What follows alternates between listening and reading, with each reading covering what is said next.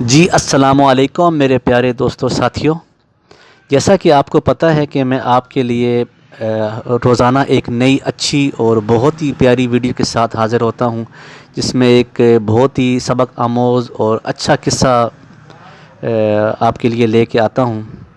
تو اس قصے پر ویڈیو پر جانے سے پہلے آپ میرے چینل کو سبسکرائب کر دیں اور بیل نوٹیفیکیشن پر ضرور آپ نے پریس کرنا ہے، تاکہ آپ کو آنے والی میری نئی اچھی پیاری ویڈیو اور پیارے قصے وقت پر ملتے رہیں، اور اپنے ویڈیو کو لائک ضرور کرنا ہے۔ تو چلتے ہیں واقعے کی طرف۔ تو دوستو، امام شافعی رحمۃ اللہ علیہ کا ان کے اور بھی بہت ساری کرامات ہیں اور واقعات ہیں، آپ سے پھر میں اور بھی شیئر کرتا رہوں گا۔ ایک واقعہ ان کا ہے کہ ایک دفعہ کا ذکر ہے کہ خلیفہ ہارون رشید اپنی بیوی زبیدہ سے کسی بات پر مناظرہ کر رہا تھا، تو اس میں گفتگو میں زبیدہ نے ہارون رشید کو دوسخی کہہ دیا۔ ہارون رشید نے کہا کہ اگر میں دوسخی ہوں نا تو تمہیں میری طرف سے طلاق ہے۔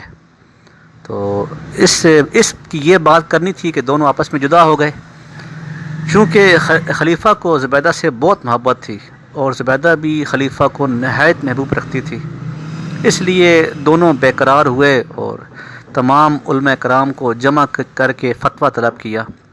تو سب چپ رہنے کے سوا اور کچھ بھی کوئی بات نہیں کرتے، کہتے کہ سوائے ذات للعالمین کے علاوہ کوئی نہیں جانتا کہ خلیفہ دوسخی ہے یا بہشتی ہے۔ تو اس وقت حضرت امام شافعی رحمۃ اللہ علیہ بھی مجلس میں موجود تھے، اور آپ کی عمر اس وقت 11 سال سے بھی کم تھے۔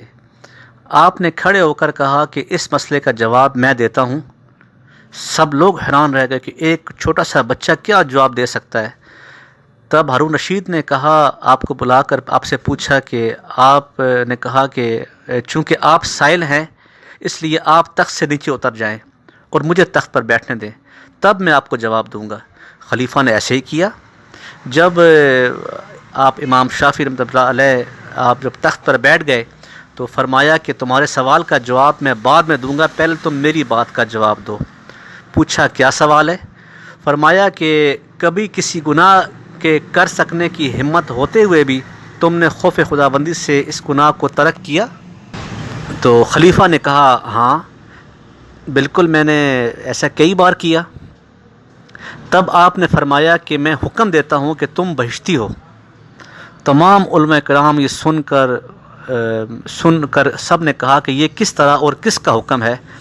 تو آپ نے فرمایا قرآن کہتا ہے۔ انہوں نے ایک آیت پڑھ کے سنائی، تو یہ آیت سن کر تمام علماء کرام آپ کو آفرین کہتے ہوئے کہنے لگے کہ جب بچپن میں یہ حال ہے تو جوانی میں کیا حال ہوگا آپ کا۔ سبحان اللہ، سبحان اللہ۔